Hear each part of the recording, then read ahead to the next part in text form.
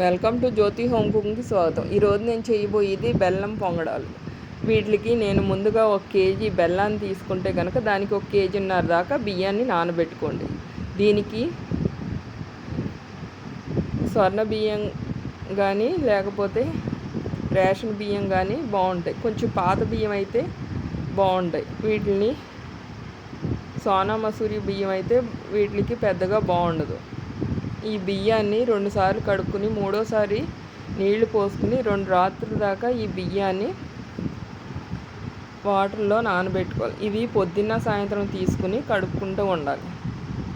వీటిని మూడో రోజున ఒక బెజ్జాల బుట్టలో పోసి నానబెట్టి నీళ్ళన్నీ వాడిపోయేదాకా ఉంచుకోవాలి.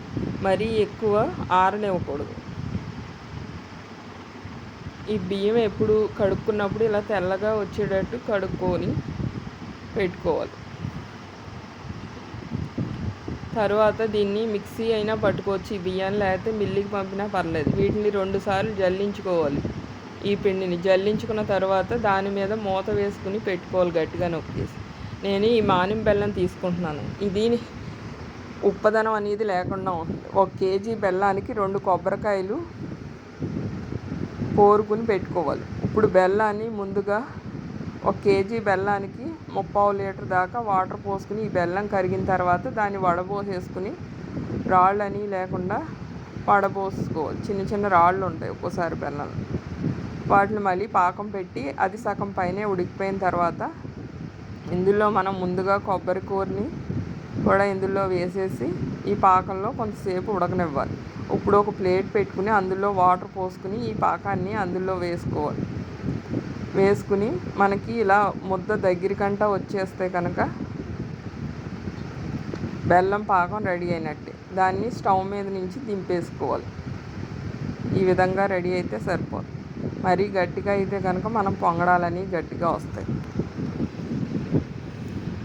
ఇప్పుడు ఇది దింపేసి మనం ముందుగా జల్లించి పెట్టుకున్న వరిపిండిని కొంచెం కొంచెంగా వేసుకోవాలి. వేసుకుని మొత్తం కలుపుకోవాలి. ఈ గిన్నెకి చుట్టూ అంటుకుంటూ ఉంటుంది ఈ పిండి. దాన్ని ఒక అట్ల పుల్లని తీసుకుని దాన్ని కూడా ఈ విధంగా చుట్టూ మొత్తం లాగేసుకోవాలి. లాక్కుంటూ ఇది కలుపుకోవాలి. ఈ విధంగా పెద్దగా గరిటి నుంచి జారకుండా ఉంటే కనుక మనకి పిండి సరిపోయినట్టు లెక్క. ఈ పిండి అనేది మనకు ఒక్కొక్కసారి మిగులుతుంది, ఒక్కొక్కసారి ఎక్కువ అవుతుంది. దాన్ని బట్టి చూసుకుని వేసుకోండి. ఇప్పుడు దీన్ని కొంచెం కొంచెం ఒక ప్లేట్లో తీసుకుని మనం వడలు వేసుకున్నట్టు మీకు ఇష్టమైతే ఇలా చేతితో వేసేసుకోవచ్చు. లేకపోతే కనుక ఒక కవర్ మీద పెట్టుకునైనా వేసుకోవచ్చు.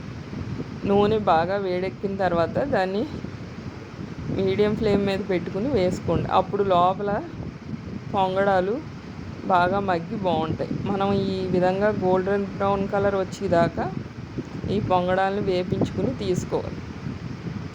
ఇవి ఎక్కువ సంక్రాంతికి చేస్తూ ఉంటారు ఈ పొంగడాలు. ఇవి చాలా మెత్తగా ఉంటాయి. పిల్లలైనా ముసలివాళ్ళైనా ఈజీగా తినగలుగుతారు. కొబ్బరి కూర మాత్రం మీరు బాగా ముదరకాయలు మాత్రం వేసుకోవద్దు. అలా వేసుకుంటే కొబ్బరి వాసన అది ఇది వస్తుంది, ఎక్కువ రోజులు నిలవ ఉండదు. చూసుకుని కొబ్బరిని వేసుకోండి. 1 కేజీకి 2 కాయల దాకా పడుతుంది కొబ్బరి 1 కేజీ బెల్లాన్ని. ఇప్పుడు బెల్లం పొంగడాలు రెడీ అయినాయి.